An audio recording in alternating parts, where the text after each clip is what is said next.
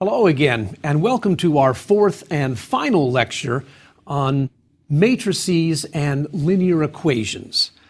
I'd like to spend this lecture showing some applications of the ideas we've developed in the previous lectures. The applications or the ideas of matrix multiplication and determinants and linear systems. Now, I'll be upfront with you.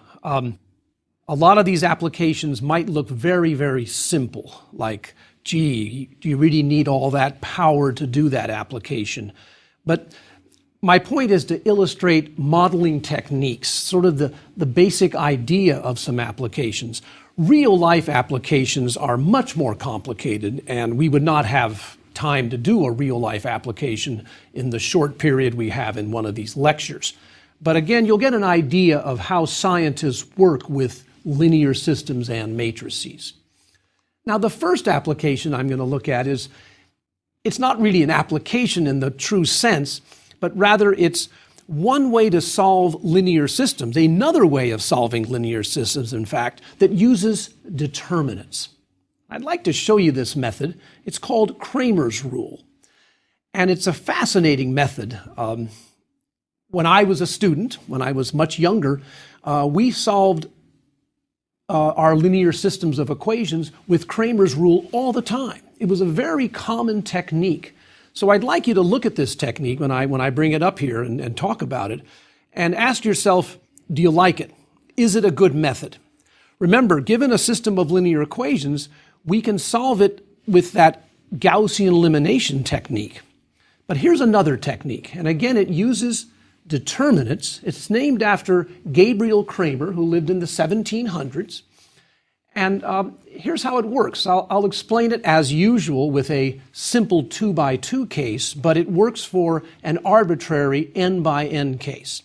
In other words, if you have a system of n equations and n unknowns, the same number of equations and unknowns, here's how Cramer's rule works. Well, let's focus on the 2-by-2 case. I'll have two equations. The variables will be x and y, and the constant on the right-hand side, I'm going to use some new letters here, c sub 1 and c sub 2. It'll make the notation easier. And the coefficients of my linear system are a sub 1 and b sub 1 for the first equation, a sub 2, b sub 2 for the second equation. Sorry to use some new notation on you, but it's easier to explain this way. So there's a system of two equations, two unknowns. What's the game? It's the usual game. Find x and find y. The a's, the b's, and the c's would be given to you. They'd be numbers. Well, here's the answer. Bingo! The answer is explicitly given by Cramer's rule. X equals, here's what x is. It's a quotient. In the denominator is a 2-by-2 determinant, and I'm using that awkward notation of the vertical lines to indicate that it's a determinant. And it's the determinant of the coefficient matrix, A1, B1, A2, B2. So the denominator is pretty simple. It's the determinant of the coefficient matrix of the linear system. Now, what's the numerator? Well, the numerator is almost the same thing, except because you're finding x, the first variable, you replace the first column, which used to be A1, A2, you replace it with the right-hand side, C1, C2. So the first column is C1, C2, the second column is B1, B2. That's the value of x. It's a determinant divided by another determinant. Bingo, an explicit formula for x. And y looks almost the same. The denominator, again, is that determinant of the coefficient matrix. The numerator now is slightly different. Because y is the second variable, you replace the second column with C1, C2, and you keep the same first column, A1, A2. So y is also a quotient of two determinants. Let's illustrate this technique with an example, and then I'll ask you that question. Do you like this technique? All right. How about the linear system 4x minus 2y equals 10 and 3x minus 5y equals 11? Find x, find y. We've played this game before. Here's a new method. Kramer's rule. Set up those determinants. All right. The denominator will be the determinant of the coefficient matrix. So it's 4 minus 2, 3 minus 5. What's the numerator? Well, it's almost the same thing, except replace the first column by the right-hand side, 10, 11, and keep the same second column, minus 2, minus 5. And now calculate those 2 by 2 determinants. Well, the top one is minus 50 plus 22, 11 times minus 2, but you subtract that, so it's plus 22, divided by 4 times minus 5 is minus 20 plus 6. And then simplify that, minus 28 over minus 14, that equals 2. So x is 2. And I found it explicitly. I didn't have to do any row operations, did I?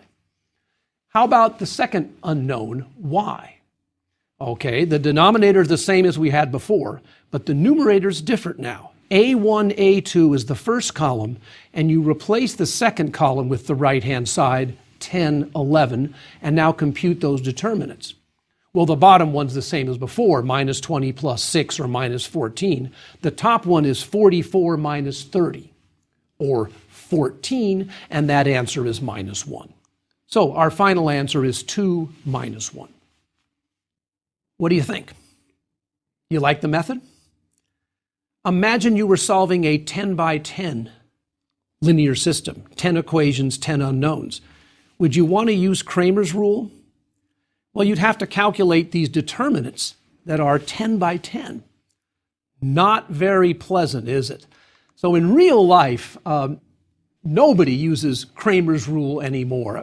I'm exaggerating. I actually know some people at the University of Florida that still use it. But computationally speaking, it's a very slow and inefficient method.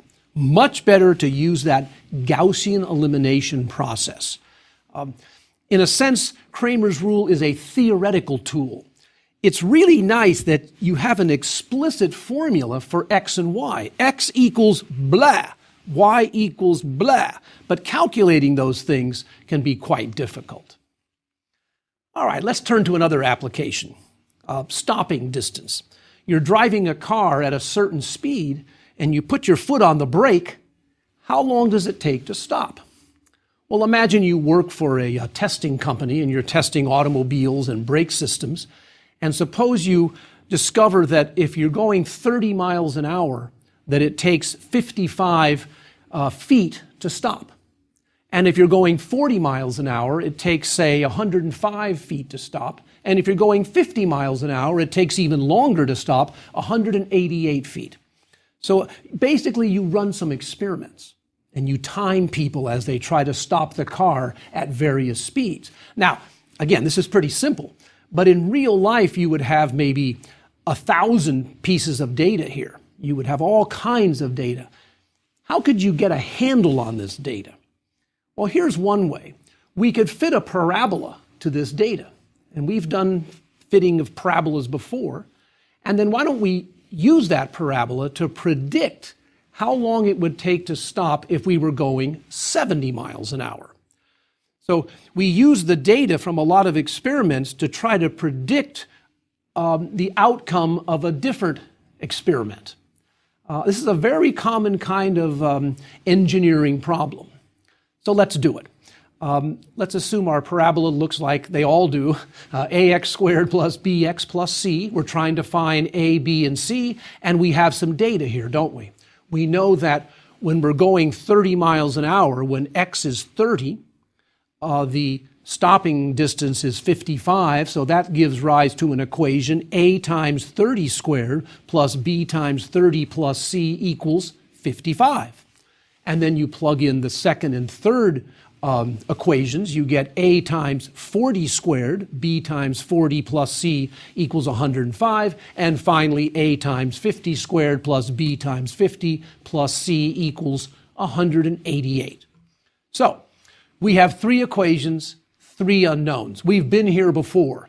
The equations are not quite as pleasant to work with. There's big numbers here. Let's put them in matrix notation. and I'll put the coefficient matrix and the right-hand side together, and it would be 930, 155. That's the first row.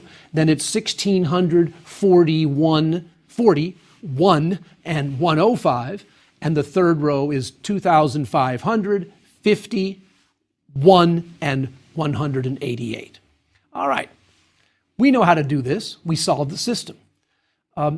Trust me, you can row reduce this and solve it.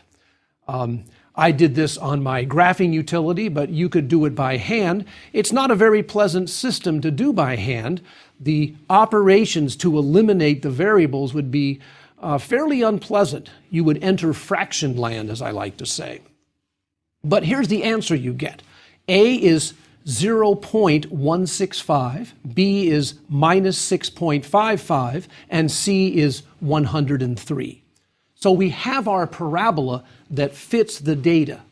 It's 0.165x squared minus 6.55x plus 103.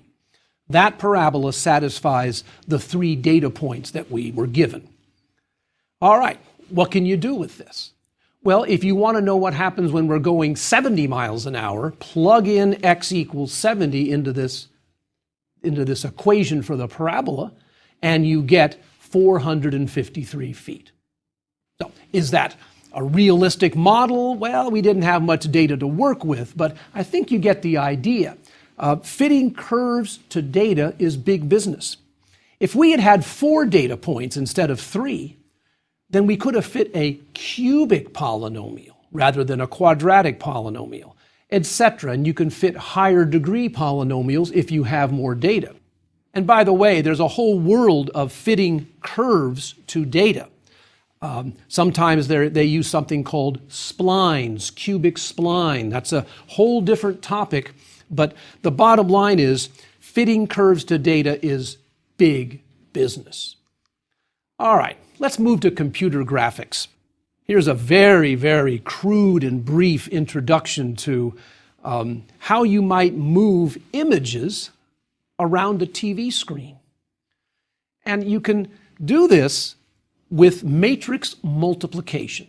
Let me try to explain how this works. It's a neat application, I think, and when I teach a course called Linear Algebra at the University of Florida, I have students write programs using some of these ideas, and they'll take an image, say, of Snoopy, and they'll move it around the screen.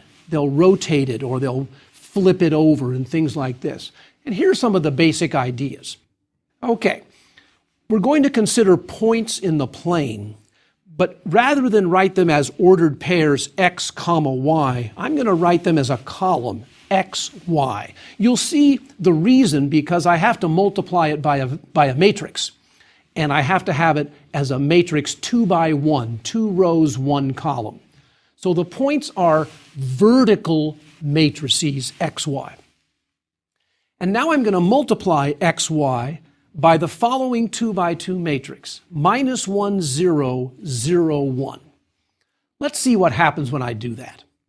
So take the matrix minus 1, 0, 0, 1 and multiply it by xy, where xy is written vertically, because now I'm allowed to multiply. Otherwise, I wouldn't be allowed to multiply. So what's the answer? Well, minus 1 times x is minus x, and then 1 times y is y. The answer is minus xy. Let's do a quick example to see it with a particular point. Suppose xy is 2, 3. Then it would be minus 1, 0, 0, 1 times 2, 3, and look what happens. The 2 turns into a minus 2, but the 3 stays where it is. So the point 2, 3 gets moved to the point minus 2, 3. That's a reflection across the y-axis. Here's a picture of what I'm talking about. There's the point 2, 3 in the first quadrant. And look at its image under this transformation being multiplied by that 2 by 2 matrix. Out comes minus 2, 3. And in general, xy goes to minus x, comma, y. Kind of neat, isn't it? How you can move points across the y-axis by a simple multiplication of a 2 by 2 matrix. All right, what do you think this matrix does to a point? 1, 0, 0, minus 1. Now the minus sign's in the second row. What do you think it's going to do? Well, let's try it out. Let's try multiplying that matrix times xy. Remember, xy is a point in the plane, but I'm writing it as a column matrix because I have to multiply. All right, and I get the answer x minus y. Or in particular, if I multiply by 2, 3, I get 2 minus 3. What happened to the point 2, 3? It went to 2 minus 3. It got flipped over the x-axis. Here's a picture of that situation. There's the point 2, 3, and its mirror image 2 minus 3 across the x-axis. And in general, xy goes to x minus y. Wow, okay, so you can see how you can move points various ways here. Let me show you another one. What does this do to a point? The matrix 2, 0, 0, 2. How does this change pixels on your TV screen? You have some pixels, say, at xy. What's the outcome after you multiply by this matrix? Well, I think you can see what's going to happen. You get 2x, 2y. It goes further away from the origin, doesn't it? For example, if I'm at the point 1, 1, and I multiply by 2, 0, 0, 2, I end up at 2, 2. I've moved further away. So I see I can make things move far away from the origin. And now you can imagine the following. You could do a series of these transformations. Multiply by one matrix and the point moves over here. Multiply by another matrix, then it moves over here. And you can move an image around by moving each point of that image. And that's sort of one of the basic ideas of moving things on a television screen. Let me challenge you with a more complicated transformation. The 2 by 2 matrix, cosine theta minus sine theta, cosine theta. So this matrix, again, is a 2 by 2 matrix. And for a given theta value, an angle theta, compute the cosine and the sine and then fill in the matrix. What do you think this does to a point in the plane? And here's a hint. We're using trigonometry here, aren't we? And trigonometry deals with rotations, changing angles. It turns out that this kind of transformation will rotate a point around the origin an angle theta. It rotates it theta degrees around the origin. So that's really a neat transformation, I think. You know, it's one thing to flip it across the x-axis or across the y-axis, but rotating an image, that's kind of cool. And this is the transformation that does it. I invite you to plug in a value for theta and then multiply it by a point and see what happens. All right, good. I'd like to look at a little more complicated example. And this example is often called network analysis. This would come up if you were studying, say, the flow of water through a system of pipes, or you would look at the flow of traffic through a system of roads. And again, we'll have to focus on a very simple setup here, but the ideas would carry forth to a more complicated system.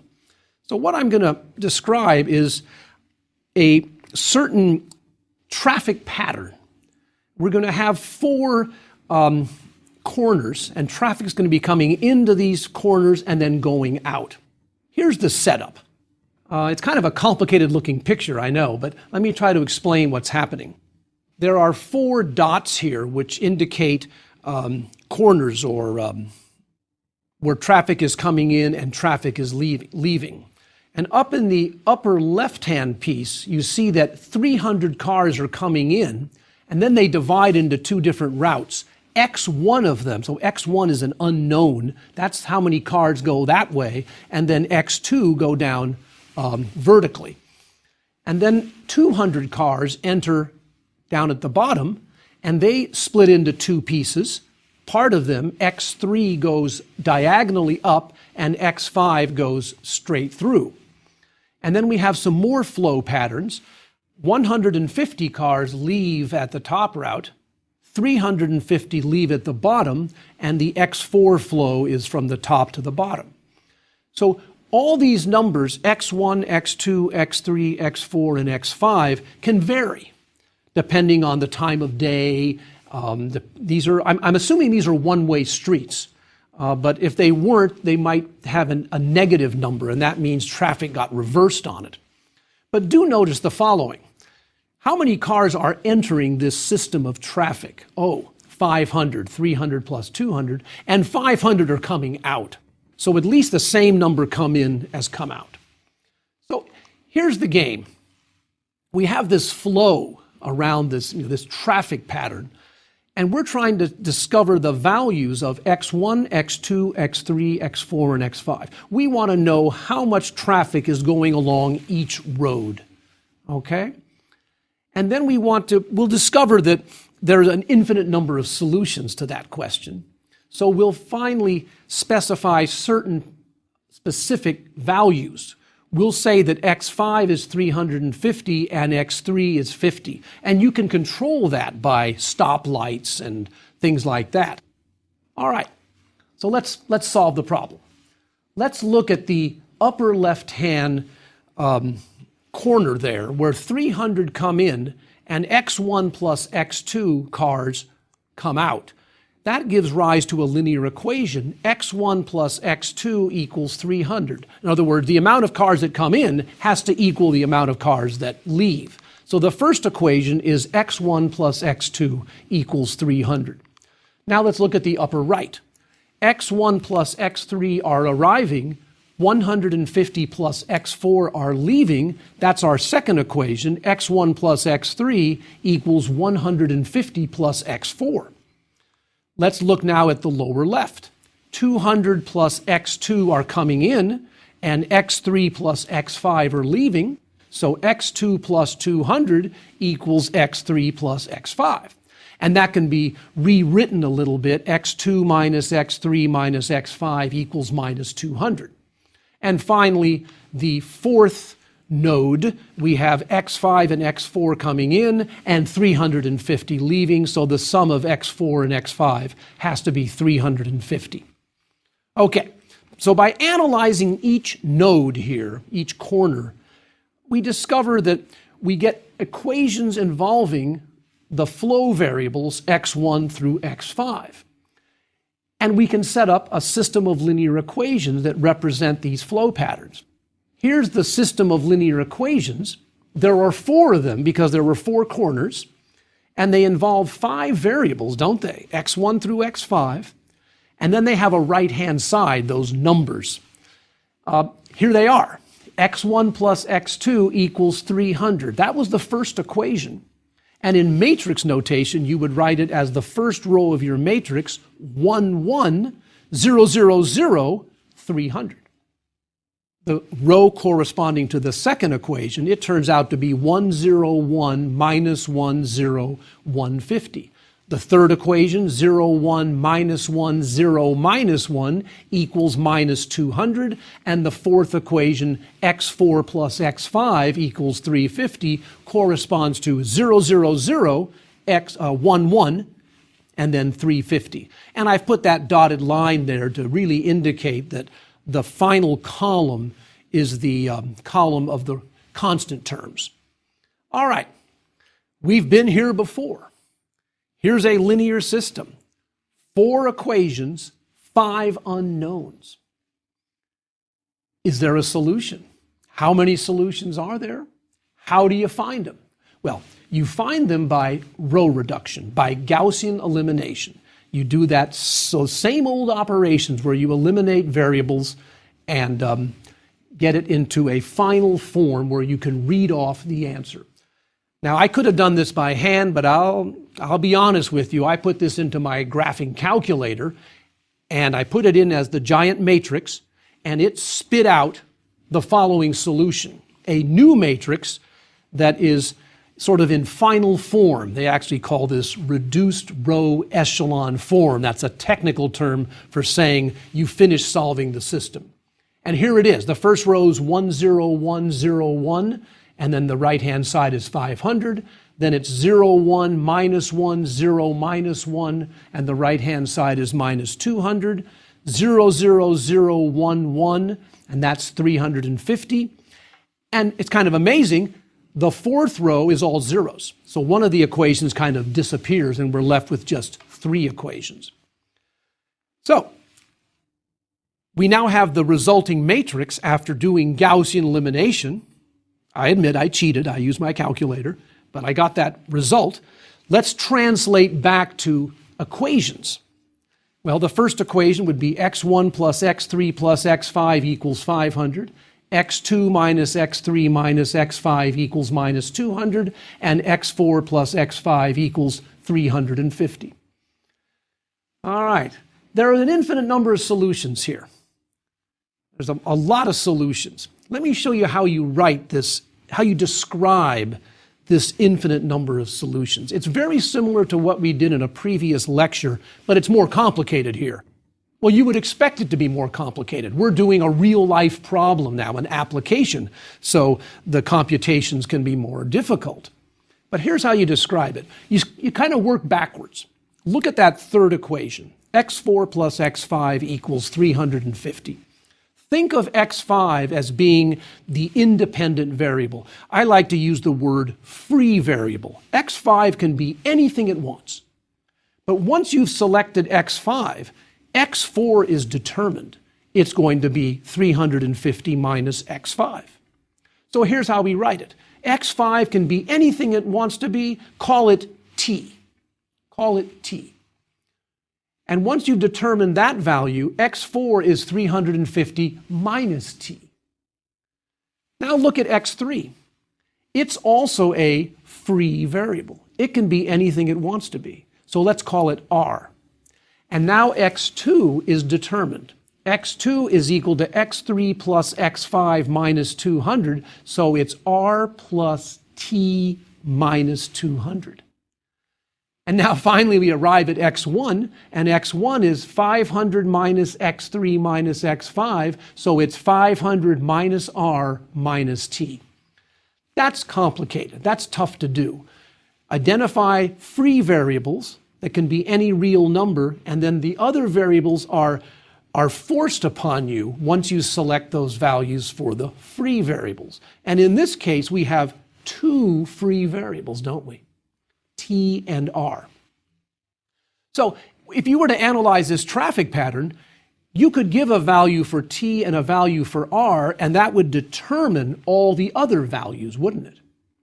In particular, in this problem, we asked the question, what's the flow if x5 is 350, that's T, and x3 is 50, that's R.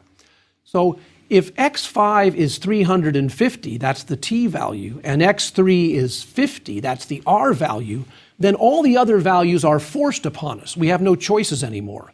x4 will be 350 minus t, or 0. Wow, that road has no traffic now under this scenario. x2 is r plus t minus 200. That's 350 plus 50 minus 200. 400 minus 200 is 200 cars. And then x1 is 500 minus r minus t. That comes out to be 100. Here's the resulting model of the traffic flow given those further restrictions that x3 is 50 and x5 was 350. And notice what happens here. All the other values are now forced upon us. And I thought it kind of interesting that the X4 road suddenly got closed off. No traffic on that road. Maybe they did some construction on it and had a detour. But still, 500 cars come in, 500 cars leave, and you have a very particular traffic flow within that scenario. So what have we seen? We've seen that these systems arise in lots of real-life situations. The system we just had there, I solved it with a calculator, and it was a pretty small system. In real life, you can have systems with thousands of equations and thousands of unknowns. I probably never told you this before, but I used to work for NASA a few summers, and we routinely solved systems of equations with well over 1,000 variables and 1,000 unknowns, routinely. Of course, we did it with computers. So in real life, we were modeling airflow, and in real life, these kinds of things come up all the time. So I hope you have a taste now of how linear systems can arise in real-life applications, how matrices can be used to help solve those systems, how determinants can be used to solve systems, although I think we noticed that was not a great method, that Cramer's rule. Well, now we're going to switch gears completely. We're going to talk about a whole new set of topics called conic sections. This is great stuff. And crucial for calculus courses. We're getting right back now to mainstream calculus applications. This is a pre-calculus topic that occurs all the time in calculus. We'll talk about circles, parabolas, ellipses, and hyperbolas. In particular, planetary motion. The planets go around the sun in elliptical orbits, one of the first applications of calculus. So I look forward to seeing you next time when we begin our study of conic sections. Thank you very much.